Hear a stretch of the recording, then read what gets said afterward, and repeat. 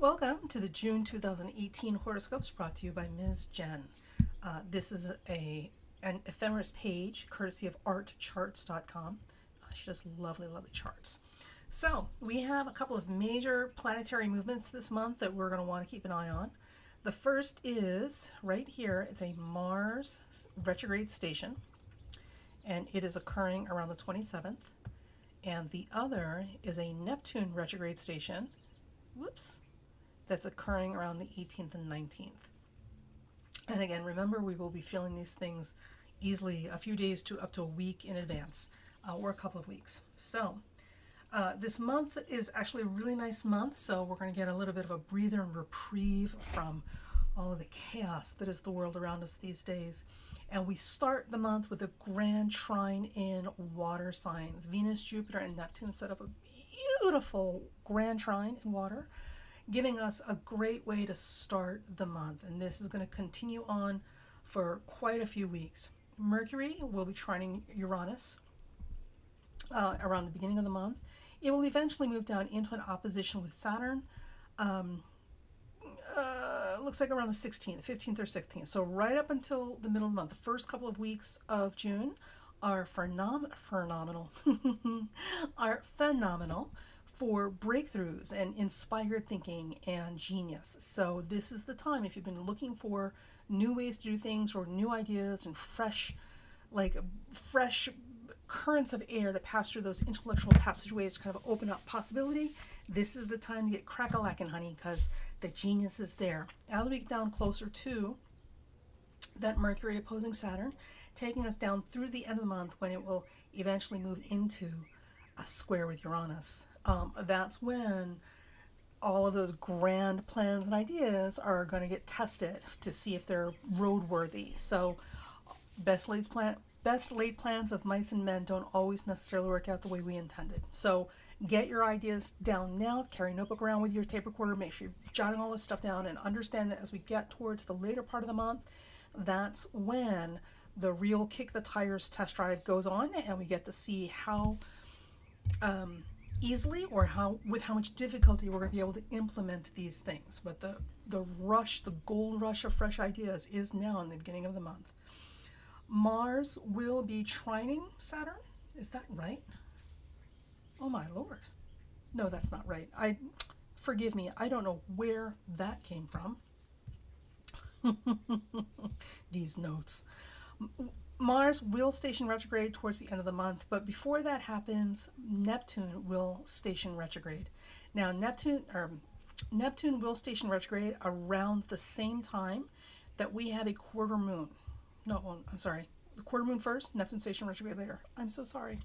So the quarter moon is around the 6th, so at the end, like this, the halfway point of those first 2 weeks of the month, we should get a glimpse into things we can expect, and certainly a heightened activity where Neptunian things are concerned. So some people may be having some type of Neptunian crisis.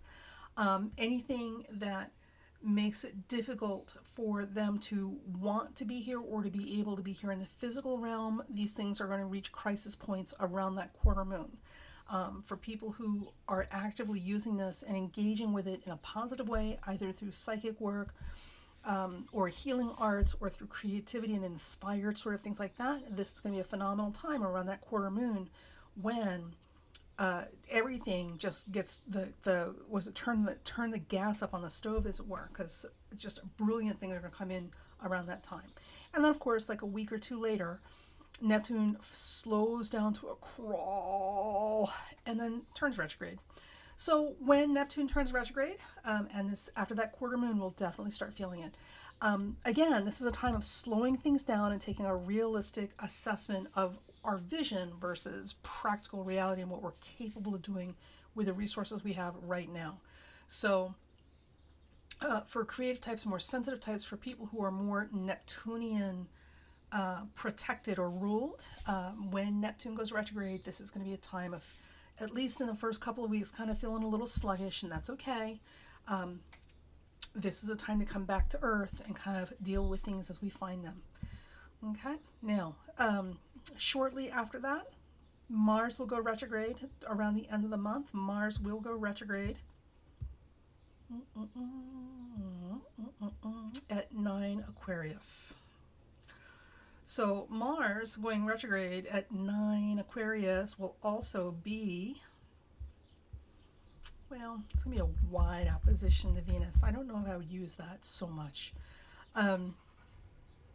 Mars, and it's going to be wide to Uranus. I still don't know that I would use that much, but Mars going retrograde, stationing retrograde in Aquarius, we're all going to be a little cranky around the end of the month, and probably because we were in such a good mood, and now the party's coming to a grinding halt. We gotta do the cleanup.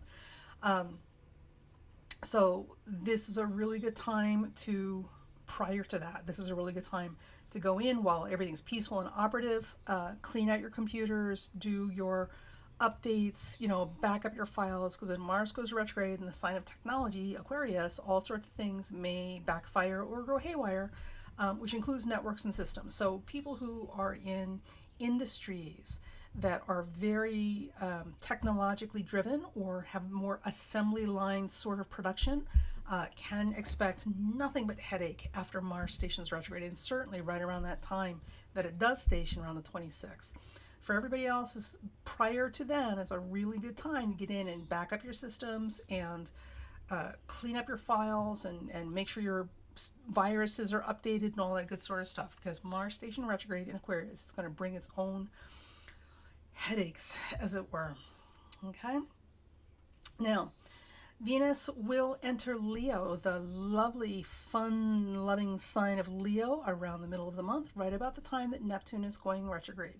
So again, and there's that quarter moon right before it, again, that week in there between the 8th and the 17th, right in those time frame, unbelievably heightened creative expression. So this is a really ripe and fruitful time to find ingenious, creative ways to approach things, because the doors are blown wide open to the cosmos to work with us and to partner with us in terms of initiating those things that kind of expand our social circles and make life worth living and all that good stuff. Right at the same time, Mercury will be going into Cancer as well, turning our attention from the outside world to our inner world. So listening to our inner voice, listening to the divine, the cosmos, our ancestors, whoever those little inner voices are. This is a tremendously fruitful time to give them your ear and let them speak through you.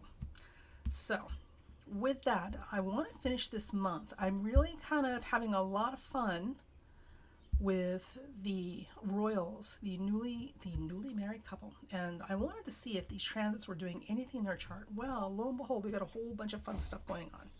So and I wanted to start with Chelsy and Meghan, because this is going to be the focus of a lot of speculation for me moving forward. They're interesting. They're very interesting.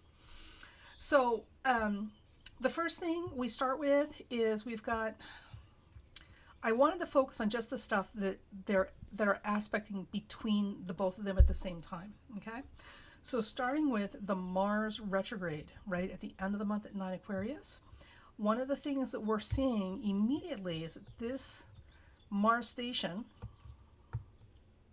right here, this is going to conjunct Chelsy Davies' Jupiter, and simultaneously it's wide, so we could use it, squaring her Mercury Pluto. So some type of information or juicy bit of something is going to fall in Chelsy's lap and make her very, very happy. So it will be interesting to see what that is if we get wind of it. At the same time, this Mars station retrograde will be opposing Meghan Markle's Sun and Mercury. That's not so fun. The Sun represents the men in our life, Mercury communications, so there may be some bit of communication or gossip or information involving Harry that she gets wind of that's going to cause some problems in her relationship. Because remember, we have this set up as Meghan's chart. So this Mars station sits right here in Meghan's 7th house, which is her house of partnerships. And the Sun also rules the men in her life. So the 7th house in a man, it would have to be Harry.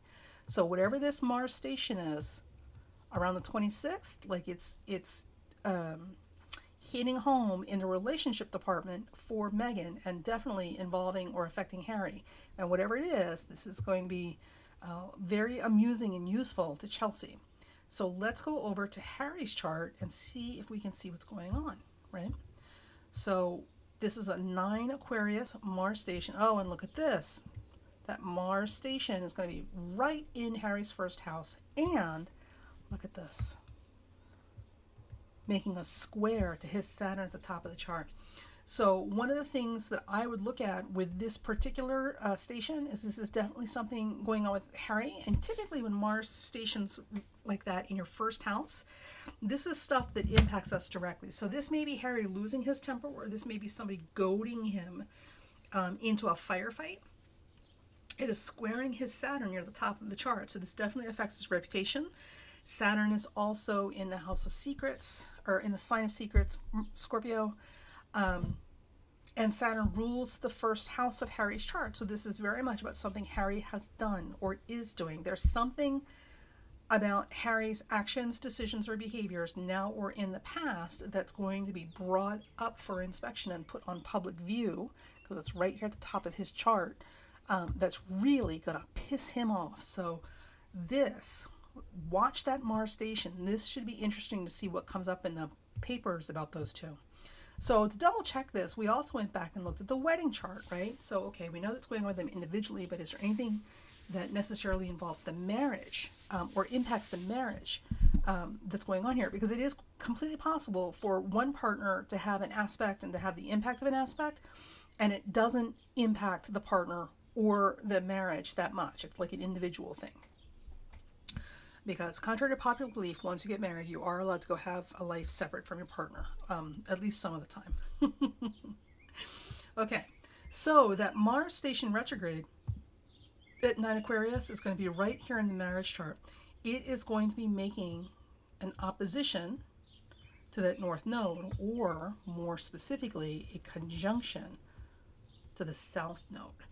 So whatever this thing is that comes up, that's definitely impacting Meghan and Harry, and not in a happy way, and Harry more so than Meghan.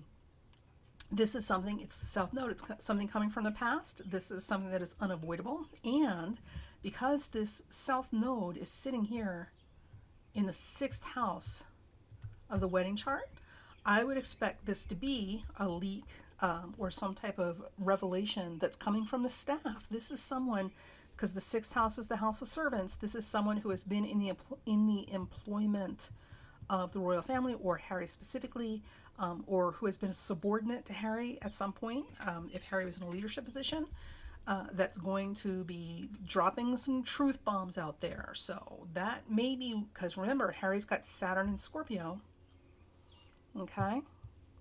And Saturn in Scorpio is exceptionally sensitive to betrayal.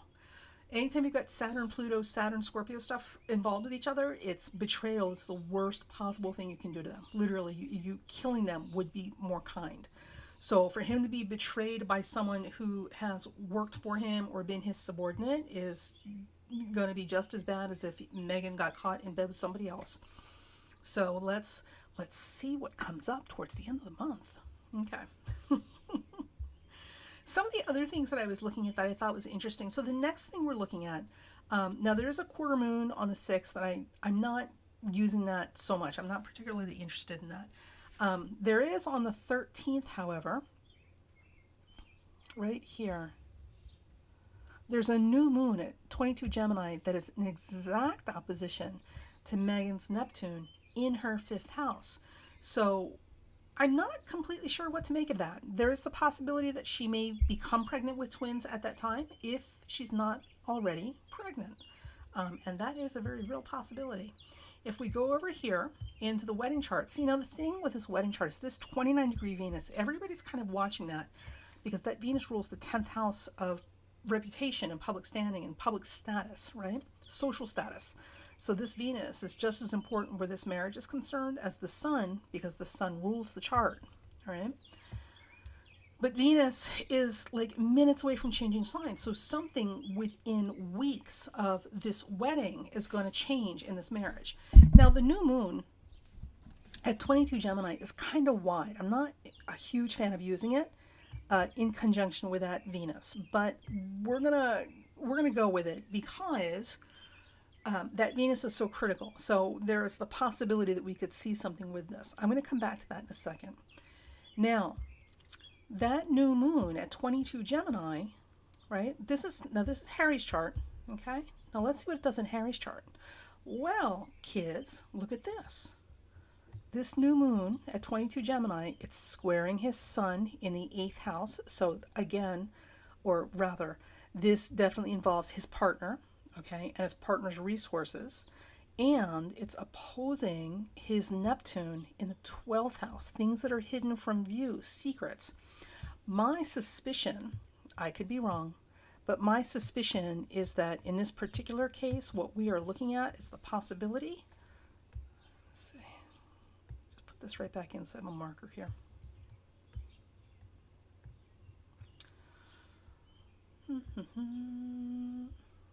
My suspicion is that there is something going on with either her citizenship or some type of legal matter.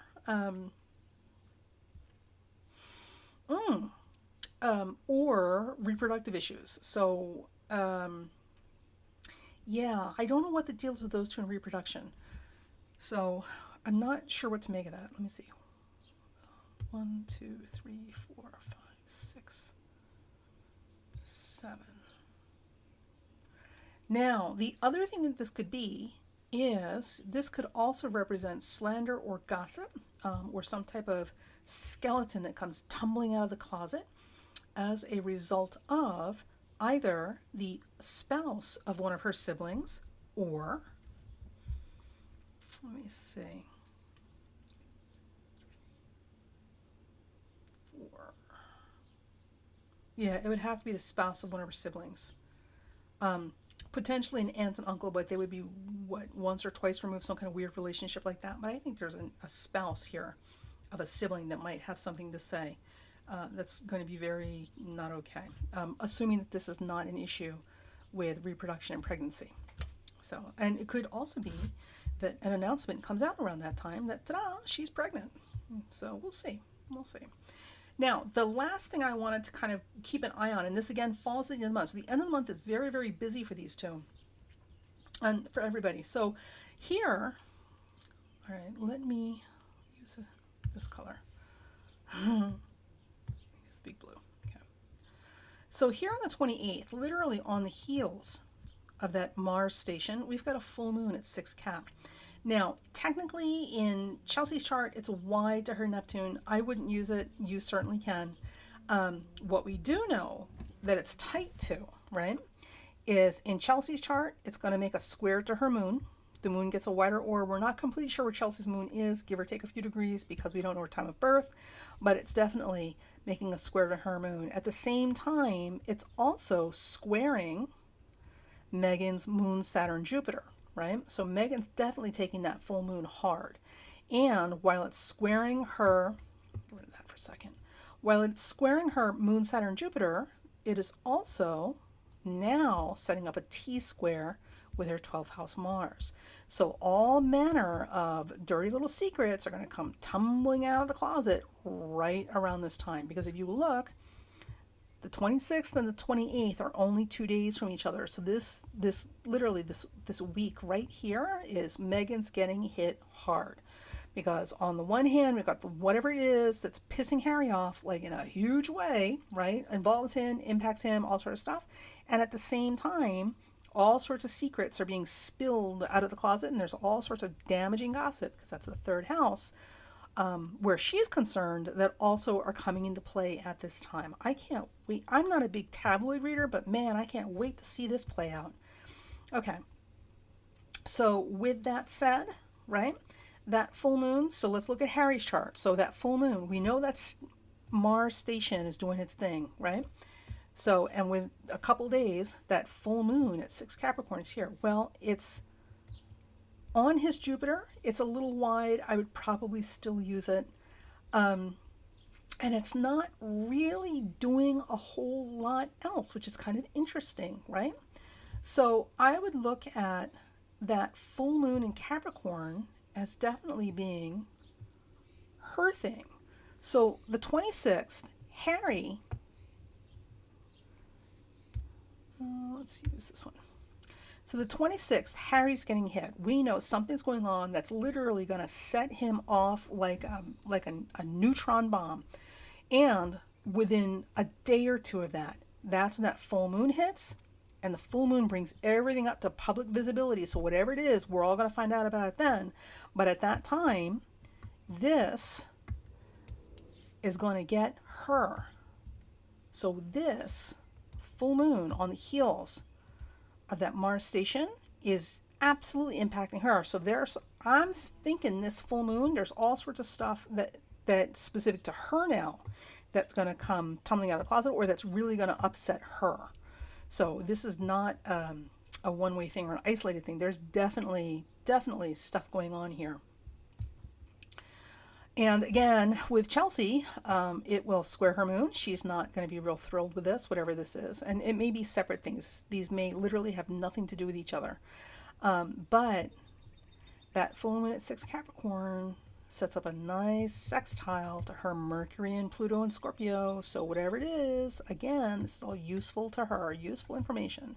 And if anybody knows anything about how valuable information is, and how much power information has, Chelsy Davies knows how that game is played.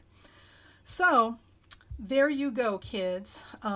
Oh, right, almost forgot. And then there's the wedding chart. So let's look at the wedding chart now. So we know there's Mars stations going on. We've got this full moon going on. This is definitely impacting Harry and Meghan individually and together because it's showing up in both their charts. So this is big stuff, okay? Not little day-to-day irritations. This is big stuff, right?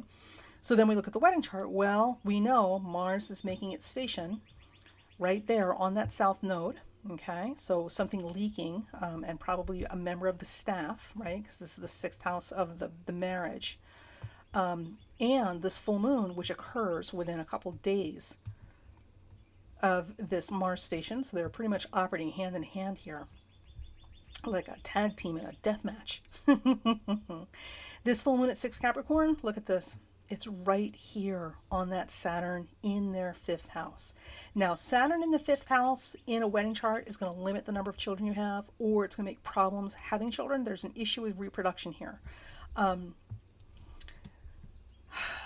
Also love affairs, but I think we're a little early on for that. I think this is definitely about reproduction and pregnancies. So with a full moon on that Saturn in the 5th, whatever the obstacle or issue is around pregnancy and children, it's all going to come out into full view right here with this Saturn. So it will be interesting to see what the announcements are. And if I'm not mistaken, so here's the thing. So if Venus is at 2953, and we know that Venus changes signs within weeks of them getting married, right? When did they get married? May 19th. And, all right, come back here. Okay, so if they got married May 19th, and this full moon is taking place on the 28th,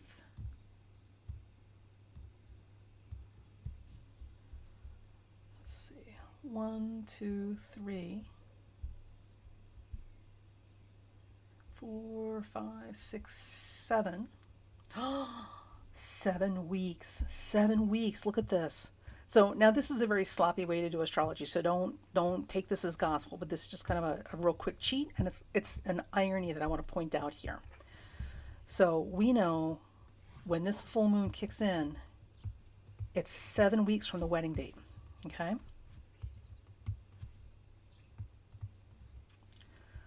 Right here at 53, so there's only 60 minutes in a single degree. So if we take 53 and we add 7, 10, carry 1, that completes the full degree. So this difference of 53 to 60 is 7 weeks. So my friends, when we see this full moon Mars station come up, right here around the 26th and the 28th, all hell should be breaking loose at the palace. And we will finally get to hear and find out what this Venus at the literally 29-degree 53-minute position is. So whatever it is they thought they were hiding from the public, that's about to come out in the full view at the end of June. Woohoo! Exciting stuff. Exciting stuff. All right, so let's see how this plays out. This has been your June 2018 horoscope. I hope your month goes a lot more smooth than theirs will be by the end of the month. And we'll see you soon. Oh, and also, almost forgot, I like to do my housekeeping at the end. So if you've been listening this long, some things you should know. Also, we have the horoscopes by sign, your month ahead for Aries, Taurus, Gemini, little itty bitty scopes. They're available on Patreon for subscribers, and this also includes your best days for different activities during the month. There's also an audio cast or an audio broadcast in case you want to listen to it while you're doing other things. Because if you're anything like me, you're constantly doing 6 things at one time, so it's easier to listen on the go than to sit down and read. And we'll be having more stuff added to the Patreon page as we go along. And folks, I am on Twitter, so you can look for those monthly horoscopes starting June on Twitter. But the best days for various activities will only be on the Patreon page. So that's it. This was a lot of fun. I will talk to you guys next month. Bye.